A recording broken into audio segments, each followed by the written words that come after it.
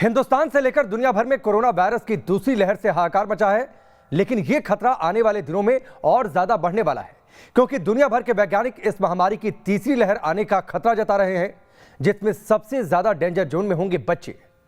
इस बीच ब्रिटिश वैज्ञानिकों की एक रिसर्च दहशत पैदा कर रही है। हमारे साथ मौजूद हेल्थ एक्सपर्ट से इस रिसर्च पर हम बातचीत करेंगे और साथ ही बच्चों को इस बढ़ते खतरे से कैसे दूर करें, उन्हें कैसे बचाएं, इस पर भी बातचीत करेंगे। लेकिन उससे पहले इस रिपोर्ट को देखिए।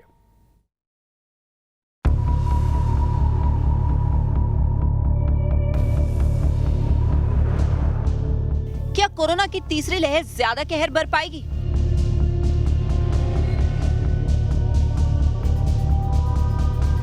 क्या तीसरी लहर में बच्चों के लिए खतरा ज्यादा होगा? कोरोना महामारी की दूसरी लहर से त्राहिमाम मचा है। संक्रमण और मौत के आंकड़े से सरकार के माथे पर बल पड़ गए हैं। तमाम अस्पताल मरीजों से भरे पड़े हैं। दूसरी लहर में सबसे ज्यादा कहर युवाओं पर टूटा है, तो वैज्ञानिक आशंका जता रहे हैं कि तीसरी लहर में ये वायरस बच्चों को निशाना बना सकता है। इस बीच ब्रिटिश वैज्ञानिकों की रिसर्च में एक चौंकाने वाला खुलासा हुआ है, जिसके मुताबिक कोरोना से संक्रमित होने वाले ज्यादातर बच्चों में कोविड-19 के लक्षण नजर नहीं आते। ब्रिटिश वैज्ञानिकों ने 0 से 18 साल के 12,300 बच्चों पर कोरोना से जुड़ी स्टडी की। इनमें से 75% पॉजिटिव बच्चों में बुखार, खांसी और सांस लेने में तकलीफ जैसे कोई लक्षण नहीं दिखे। सिर्फ 25% बच्चों की जांच में कोरोना जैसे लक्षण नजर आए। इनमें से 18% बच्चों में बुखार, मांसपेशियों में दर्द, स्वाद या खुशबू को महसूस न कर पाना जैसे लक्षण थे। वहीं 16.5% बच्चों में खांसी और 13.5% उल्टी जैसी दिक्कतों से परेशान थे। जैसे कि हमें मालूम है कि 60 साल से बड़े उम्र के लोगों की इम्यूनिटी कम होती है, इसी तरह से जो नवजात शिशु हैं या ये बहुत छोटे बच्चे हैं 2 साल की उम्र से कम, इनकी इम्यूनिटी कम रहती है। इसके अलावा जिन बच्चों को हार्ट डिजीज़ है, किडनी डिजीज़ है, डायबिटीज़ है, कैंसर है, टीबी है या थैलेसीमिया है, इन क्रॉनिक डिजीज़ में भी इम्यूनिटी कम रहती है। तो इन बच्चों को भी कोविड में हमने देखा है कि ज़्यादा संक्रमण हो रहा है और मृत्यु भी इन्हीं बच्चों में ज़्यादा हुई है। इस स्टडी में 2 अलग-अलग ग्रुप के बच्चों में मांसपेशियों में दर्द, थकान, स्वाद और खुशबू महसूस न करना जैसे लक्षण कॉमन दिखे। रिसर्च करने वाली ब्रिटेन की अल्बामा यूनिवर्सिटी के रिसर्च के मुताबिक ऐसे में टीनेजर्स के मुकाबले बच्चों के कोरोना से संक्रमित होने का खतरा 3 गुना ज्यादा है। ऐसे में बच्चों को कोरोना के संक्रमण से बचाने के लिए जरूरी उपाय करने बेहद जरूरी है। मसलन, बाहर से कोई शख्स घर आए तो बच्चों को उनसे दूर रखें। बच्चों के हाथ दिन में कई बार धुलवाएं और उसे हाथ धोने की आदत डलवाएं। बच्चों को कोरोना के संक्रमण से बचाने के लिए गुनगुना पानी पिलाएं। बच्चों को खट्टे फल खिलाएं, जिससे रोगों से लड़ने की प्रतिरोधक क्षमता बढ़े। अगर आपका बच्चा 5 साल से बड़ा है तो उसे सांस लेने वाली एक्सरसाइज जरूर कराएं। जो हमने इतने 1 साल से फॉलो किया है कि स्ट्रिक्टली सही तरीके से मास्क पहनो, अपने 6 फीट की दूरी रखो, क्राउडेड एरियाज, भीड़ भाड़ के एरिया में मत जाओ और लगातार अपने हाथ धो या सैनिटाइज करो, ये फॉलो करना बहुत ज़रूरी है, जिससे परिवार वालों को ना लगे। और अगर ये नहीं किया तो कोई बचाव नहीं है, कोई ट्रीटमेंट नहीं है कोविड का, ये हमें समझ लेना है। कोरोना से अपने बच्चों को बचाने के लिए सावधानी बरतें और उसे कोरोना प्रोटोकॉल का पालन करना सिखाएं। सिर्फ ऐसा करने से कोरोना आपके और आपके बच्चों के आसपास भी नहीं फटकेगा। Team news nation. रिपोर्ट आपने देखी कि किस तरीके से बच्चों को लेकर तीसरी लहर में सबसे ज्यादा शंका है। आशंका इस बात को लेकर है कि सबसे ज्यादा डेंजर जोन में बच्चे रहेंगे। 2 एक्सपर्ट हमारे साथ जुड़ चुके हैं, डॉक्टर एल.के. भारती जो कि वरिष्ठ चाइल्ड स्पेशलिस्ट हैं और साथ ही डॉक्टर एल. तोमर जो कि डायरेक्टर हैं मैक्स अस्पताल के। सबसे पहले डॉक्टर तोमर, क्या माने कि तीसरी लहर में जिस बात को लेकर आशंका है, सबसे ज्यादा डेंजर जोन में बच्चे होंगे? यह खतरा तब और ज्यादा बढ़ जाता है जब वो एसिम्प्टोमेटिक हो जाते हैं। बिल्कुल सही कहा। सबसे ज्यादा डेंजर जोन में बच्चे होंगे, क्योंकि बच्चों का वैक्सीनेशन होने का अभी कोई चांस ही नहीं है। जो वैक्सीन लगना चाहिए, vaccine is the only prevention जो कि किसी भी इंडिविजुअल को इन्फेक्शन होने से बचा सकता है, और बच्चों में अभी वैक्सीन नहीं लग रही है।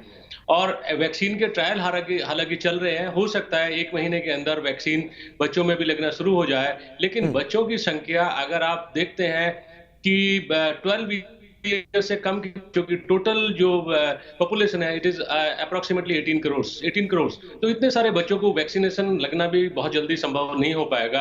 तो इसीलिए ये आशंका व्यक्त की जा रही है कि सबसे ज्यादा डेंजर जोन में बच्चे ही हैं।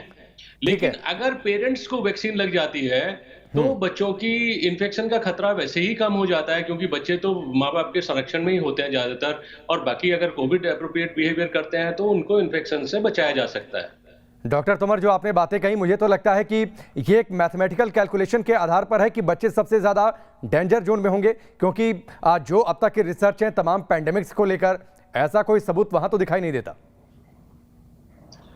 नहीं, सबसे ज्यादा डेंजर जोन में इसलिए होंगे क्योंकि उनके प्रिवेंशन के लिए कुछ किया ही नहीं जा रहा है। आप एडल्ट्स में या जो सीनियर सिटीजन्स के लिए वैक्सीनेशन ड्राइव चल रहा है, और बच्चों को हमें बचाने का तो कोई प्रयास हो ही नहीं रहा है। बचा तो दो ही तरह से जा सकता है इस इन्फेक्शन से, या तो इन्फेक्शन हो जाए और उससे रिकवर कर जाए, जो नेचुरल इम्यूनिटी क्रिएट हो जाती है, या फिर वैक्सीनेट किया जाए। तो वैक्सीनेट करके एक तरीके का जो इम्यूनिटी क्रिएट होती है। तो दो ही वजह है, तो या तो इन्फेक्शन हो या वैक्सीनेट हो। वैक्सीनेट तो हम कर ही नहीं पा रहे हैं, तो या तो इन्फेक्शन से उन्हें इम्यूनिटी मिलेगी, या ठीक है, तो और तो कोई तरीका नहीं है, क्योंकि हम लेकिन जिस बात का मैं डॉक्टर तोमर थोड़ा सा मैं आपको रोकता हूं, जिस बात का जिक्र हमने सबसे पहले किया कि इसलिए ज्यादा डेंजर जोन में क्योंकि एसिम्प्टोमेटिक मामला होगा। जो एक रिसर्च है 2300 बच्चों पर की गई, उनमें किसी के लक्षण नहीं मिले। तो सवाल तो सबसे बड़ा यह है कि आखिरकार पहचानेंगे कैसे कि कोरोना हुआ नहीं हुआ। देखिए, अगर एसिम्प्टोमेटिक हैं तो एसिम्प्टोमेटिक स्प्रेडर, चाहे वो एडल्ट्स हों चाहे वो बच्चे हों, उससे स्प्रेड का खतरा तो बढ़ ही जाता है। लेकिन एसिम्प्टोमेटिक में पहचान इसी तरह से की जा सकती है कि अगर पेरेंट्स को कोविड हुआ है या वो किसी के कांटेक्ट में आए हैं, तब उनके टेस्ट कराने होंगे। मतलब बच्चों में कांटेक्ट ट्रेसिंग करनी होगी, सो दैट वो स्प्रेड ना कर सकें। स्प्रेड अगर वो पॉजिटिव आते हैं, उनके टेस्ट पॉजिटिव आते हैं, तो बचाया जा सकता है। यही एक तरीका है। जब तक सिम्टम्स, हालांकि टेस्ट करना उतना पॉसिबल नहीं हो पाएगा कि आप कांटेक्ट ट्रेसिंग के साथ जो भी सस्पेक्ट हैं उनका आप टेस्ट करें, क्योंकि टेस्ट की फिर संख्या बहुत बढ़ जाती है, क्योंकि बच्चों की संख्या भी बहुत ज्यादा है। तो टेस्ट तो सिम्टोमेटिक वाले बच्चों के ही हो पाएंगे। ये आपने सही कहा कि 75% जो बच्चे जो इससे हो रहे हैं, जैसे स्टडी में शो किया गया है, वो एसिम्प्टोमेटिक हैं। सो एसिम्प्टोमेटिक में तो ना उनको आइसोलेट कर सकते हैं, ना ही हम उनको, अगर हम नहीं पहचान पाएंगे तो नेचुरली वो सुपर स्प्रेडर्स की तरह से काम करेंगे, वो दूसरे बच्चों में भी बढ़ाएंगे। ठीक है डॉक्टर तोमर, एक बड़ा सवाल नवजात बच्चे यानी जो न्यूली बॉर्न बेबीज हैं उनको लेकर है। पटना में एक ऐसी घटना हो चुकी है कि बच्ची ने जन्म लिया, उसको कोरोना था। हालांकि ठीक है, एक अच्छी खबर यह भी रही कि 5 दिनों में बच्ची ने कोरोना को डिफीट भी कर दिया। नवजात बच्चों को क्या वाकई इस तरीके से संक्रमण हो सकता है?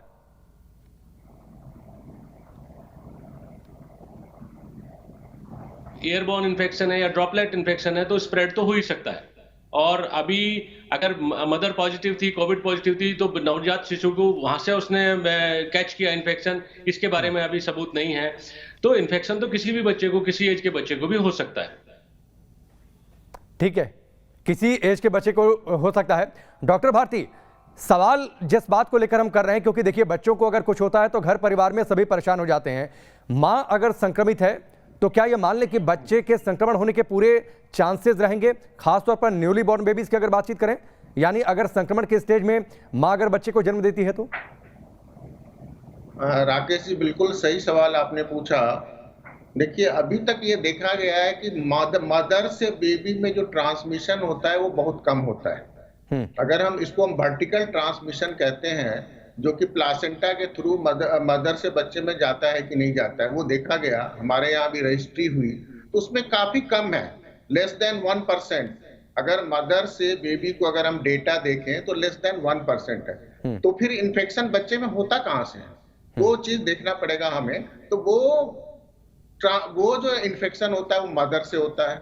अगर मदर एप्रोप्रिएट बिहेवियर नहीं करते, कोविड एप्रोप्रिएट बिहेवियर नहीं करती है, तो वो 48 आवर्स में मदर से बच्चे में हो सकता है। मदर, लेकिन ब्रेस्ट फीडिंग से नहीं होता है। तो हमें करना क्या है, जब भी कोई बच्चा पैदा होता है तो उसे हमें अलग रखना है, लेकिन उसको मां से अलग नहीं रखना है। अगर मदर और baby both are asymptomatic, usually जो देखा गया है कि दोनों एसिम्प्टोमेटिक होते हैं, उसमें कोई सिम्टम नहीं होता, तो दोनों मदर और बेबी दोनों को साथ रह के मदर का फीड कराना है। लेकिन अगर मदर सिक है, आईसीयू में है, या बेबी सिक है, आईसीयू में है, तो दोनों में से हम अलग रखेंगे। लेकिन उस कंडीशन में हमें मदर का फीड जरूर कराना है। तो अगेन मैं इस बात का यहाँ बताना चाहूंगा कि सबसे इंपॉर्टेंट चीज जो हम भूल रहे हैं आज के दिन में, वो essential mother and newborn care, जिस पर हमें ज्यादा जोर देना पड़ेगा। वो ये चीज है कि माँ का दूध पिलाना है, बच्चे को गर्म रखना है, बच्चे को दूसरे इन्फेक्शन से बचाना है। ये हम पूरा जो हम अभी ध्यान दे रहे हैं, कोविड कोविड कोविड, ठीक है कोविड भी है, लेकिन दूसरे चीज से हमें बचाने की जरूरत है। अब आप देखेंगे, अभी हम बात कर रहे हैं, जैसा कि डॉक्टर तोमर हमारे फ्रेंड है, इवन सेइंग कि अभी जो है सो 90 करोड़ बच्चे हैं, तो क्या 90 करोड़ बच्चे को हम we will be able to vaccinate all the baby? नहीं कर पाएंगे। अभी एक कंपनी को हमने दिया है कि वैक्सीन बनाने के लिए, ट्रायल करने के लिए। तो जो स्थिति अभी है, हम सारे एडल्ट को नहीं वैक्सीनेट कर रहे हैं, same situation will be coming जब हम बच्चे की बात करेंगे।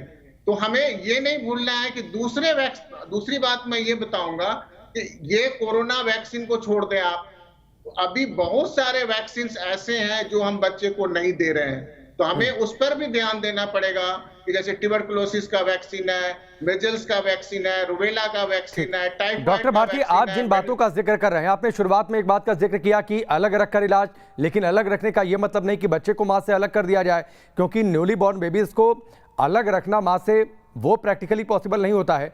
तो क्या खांसी बुखार के अलावा भी बच्चे किसी और तरीके से संक्रमित हो सकते हैं? ये सवाल इसलिए क्योंकि हमने मास्क लगा लिया तो खांसी से अगर ड्रॉपलेट्स जा रहे हैं उसको हम रोक सकते हैं, डबल मास्क कर लिया या फिर दूसरे जो तरीके होते हैं, क्या इनके अलावा भी कोई तरीका है जिससे बच्चे संक्रमित हो सकते हैं?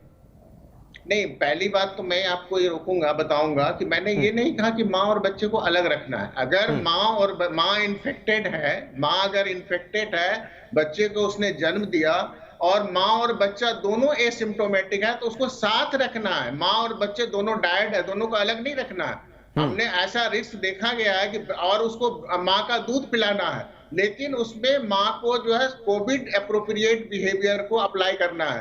माँ को मास्क पहनना है, माँ को हैंड वॉश करना है और माँ के साथ रह के माँ का दूध पिलाना है। एक तो ये सवाल आपने पूछा। दूसरी बात जो आप कह रहे हैं कि क्या उसमें क्या सिम्टम आता है, तो मैं बताऊं आपको कि ज्यादा से ज्यादा जो बच्चे होते हैं वो या तो एसिम्प्टोमेटिक होते हैं, मतलब ये हुआ कि उसमें कोई नहीं, उसमें सवाल कुछ इस तरीके का था कि अगर मान लीजिए कि माँ को खांसी या बुखार है, माना ही जाता है कि अगर खांसी है तो उससे ड्रॉपलेट्स इजीली आसपास के एटमॉस्फेयर में फैलते हैं। खांसी या बुखार के अलावा भी कोई तरीका है जिससे बच्चों में इन्फेक्शन फैल जाए, ट्रांसमिट हो जाए? हाँ, हो सकता है, बच्चों में हाथ से हो सकता है। अगर खांसी ड्रॉपलेट, एक तो हो गया ड्रॉपलेट से, जिसमें कि सांस में वो कण आ रहा है जिससे हो सकता है। दूसरा है कि अगर वो माँ ने नाक साफ किया, मुंह में लिया, तो हाथ में आ सकता है। तो इसलिए उसमें हम कह रहे हैं कि हाथ को भी प्रॉपर हैंड वॉशिंग कर करके ही फीड कराना है। दूसरी बात जो मैं बता रहा हूँ, अगर आप कह रहे हो कि माँ और बच्चे को अलग नहीं कर सकते, अगर माँ को आप सस्पेक्ट कर रहे हो या आप फैमिली मेंबर में किसी को सस्पेक्ट कर रहे हो, तो वो मास्क अच्छे से पहन ले। बच्चे को मास्क पहनना इज वेरी डिफिकल्ट, तो माँ या जो भी फैमिली मेंबर है वो मास्क पहने, वो समझे इस बात को कि हमसे कैसे बच्चे को नहीं जाएगा। बच्चे को अगर एक बार हो जाता है तो आप ये समझ लो कि बच्चे जो है सो सुपर स्प्रेडर हो जाएंगे। बच्चे में कोई इन्फेक्शन होता नहीं है, ज्यादातर बच्चे में एसिम्प्टोमेटिक होते हैं या उसमें थोड़े सिम्टम होते हैं, उस सिम्टम को आप पकड़ नहीं पाओगे, लेकिन वो चीज इन्फेक्शन दूसरे को वो फैला सकते हैं। तो इसलिए हमें कोविड एप्रोप्रिएट बिहेवियर का ध्यान देना पड़ेगा। हमें दूसरे जो वैक्सीन हैं उस पर ध्यान देना पड़ेगा, जिससे कि कोविड से छूट करके दूसरी बीमारियां होने लगेंगी बच्चों में। ठीक है डॉक्टर भारती, ये जो स्थिति है डॉक्टर तोमर, अब बच्चों के लिए वैक्सीनेशन नहीं है, इसीलिए कहा जा रहा है कि सबसे ज्यादा डेंजर जोन में बच्चे हो जाएंगे। सवाल तो ये उठता है कि वैक्सीन आना एक तय प्रोसेस है, उस प्रोसेस के तहत वैक्सीन आएगी, लेकिन जब तक वैक्सीन नहीं तो करें क्या? राकेश जी, बहुत ही अच्छा सवाल पूछा आपने। मेरे ख्याल से इसमें करने का जो सबसे अच्छा उपाय है, जो भी पेरेंट्स हैं जिन्हें देखभाल करनी है बच्चे की, सबसे पहले प्रायोरिटी बेसिस पे उन्हें वैक्सीनेट किया जाना चाहिए। वैक्सीनेट, क्योंकि बच्चे को तो देखभाल की जरूरत होगी, उनके पेरेंट्स को वैक्सीनेट करा जाना चाहिए। जो लेडीज जो प्रेग्नेंट हैं, अब प्रेगनेंसी में फिर वो वैक्सीनेशन नहीं दिया जा सकता, वो भी कंट्रोवर्सी अभी चल रही है। ऐसी कोई सेफ वैक्सीन नहीं, हालांकि कुछ वैक्सीन आ रही हैं जो कि प्रेग्नेंट वुमेन को दी जा सकती हैं या लैक्टेटिंग वुमेन को भी दी जा सकती हैं। तो सबसे ज्यादा जरूरी तो यही होगा कि उस वाली जो कैटेगरी है वो जो एज कैटेगरी है जिसमें जो प्रेग्नेंट हैं या जो बच्चे हैं या जिनके पास बच्चे छोटे बच्चे हैं, उनको प्रायोरिटी बेसिस पे उनका वैक्सीनेशन होना चाहिए। और वैक्सीन होने के साथ में उन्हें अपना भी ध्यान रखना चाहिए कि सारे एप्रोप्रिएट बिहेवियर, सारे आइसोलेशन, सब चीज से बच के रहना चाहिए जिससे कि इन्फेक्शन नहीं हो। अगर इन्फेक्शन होता है तो फिर बच्चों का किस तरीके से ध्यान रखना है, उनके पास एक प्लान होना चाहिए। ये भी जरूरी नहीं है कि अगर इन्फेक्शन हुआ और पता लगा बच्चे के साथ रहे और बच्चे को बड़े बूढ़े दादी के पास छोड़ दिया, वो भी इन्फेक्शन हो गया। नहीं, इसमें तो मुझे लगता है डॉक्टर तोमर, मैं थोड़ा सा ऐड करता हूं, मुझे तो लगता है कि बच्चों के लिए वैक्सीन आ जाए, लग जाए, उसके साथ ये भी फोकस करना होगा पेरेंट्स को भी वैक्सीन लग जाए, क्योंकि अगर बच्चों को एडमिट करने की स्थिति आती है तो पेरेंट्स को भी वहां पर रहना होगा, तो दोनों का वैक्सीनेट होना जरूरी है। दोनों का वैक्सीनेट होना जरूरी है, बल्कि पेरेंट्स का वैक्सीनेट होना ज्यादा जरूरी है पहले, क्योंकि उन्हें तो वैक्सीनेट किया जा सकता है। ठीक है, बच्चे की वैक्सीन तो अभी आई नहीं है, लेकिन एडल्ट्स के लिए तो वैक्सीन आ गई है, तो उन्हें प्रायोरिटी बेसिस पर वैक्सीन का फिर वही है कि 18 टू 45 ईयर्स के बीच की पॉपुलेशन होगी, उनको वैक्सीन की अवेलेबिलिटी है। जैसे कि आप देख ही रहे हैं, उतना आसान नहीं है, it will take time, it take 1 month, 2 months, 3 months. और ये जो हम थर्ड वेव एक्सपेक्ट कर रहे हैं वो सितंबर अक्टूबर के आसपास एक्सपेक्ट कर रहे हैं। तो हो सकता है किसी का नंबर वैक्सीन लगने का ही महीने भर बाद आ रहा है, 2 महीने बाद आ रहा है बुकिंग के हिसाब से।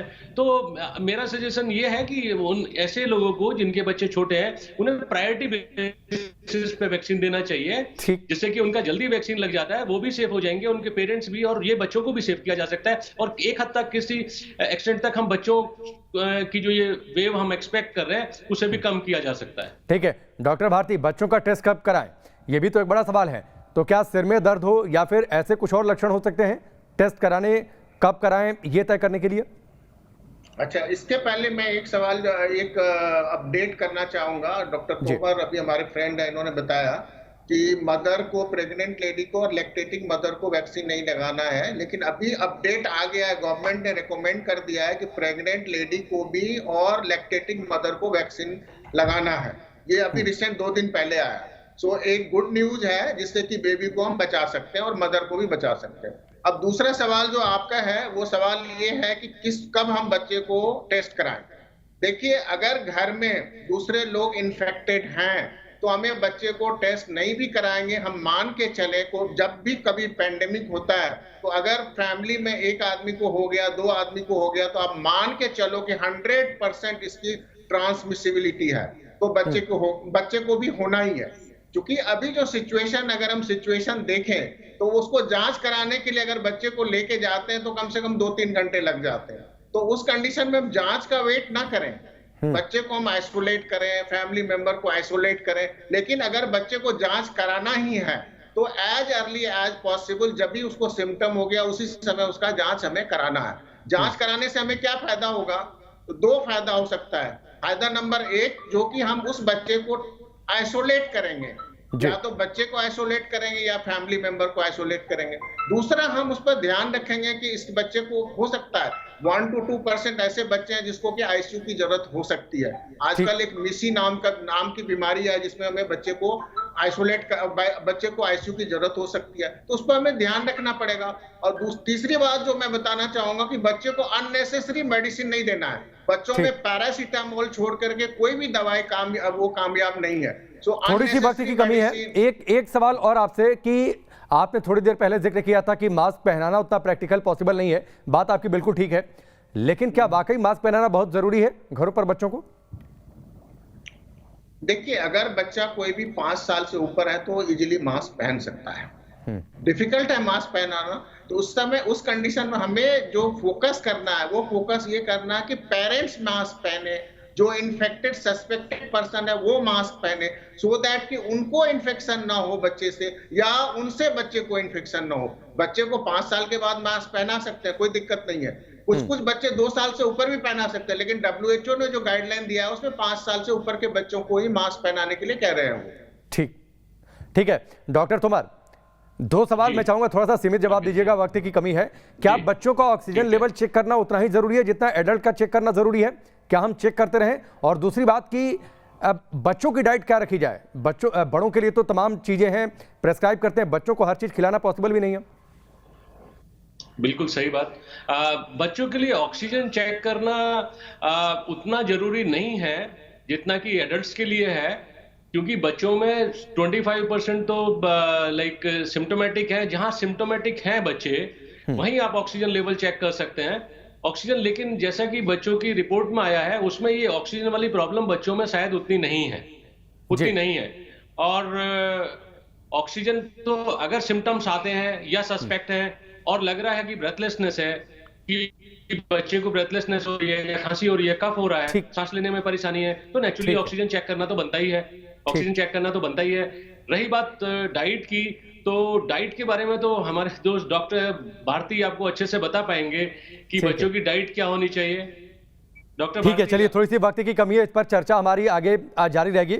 डॉक्टर भारती, बहुत बहुत शुक्रिया हमसे जुड़ने के लिए। डॉक्टर तोमर, आपका भी बहुत बहुत शुक्रिया हमसे जुड़ने के लिए। बच्चों को बचाना बहुत जरूरी है। वैक्सीनेशन के साथ साथ ये भी ध्यान रखना है कि पेरेंट्स को ज्यादा सतर्क रहने की जरूरत होगी। कोविड एप्रोप्रिएट बिहेवियर करते रहें, ये उन्हें ध्यान रखना होगा, क्योंकि वहां से संक्रमण ट्रांसमिट हो जाएगा बच्चों में, इस बात की आशंका ज्यादा है।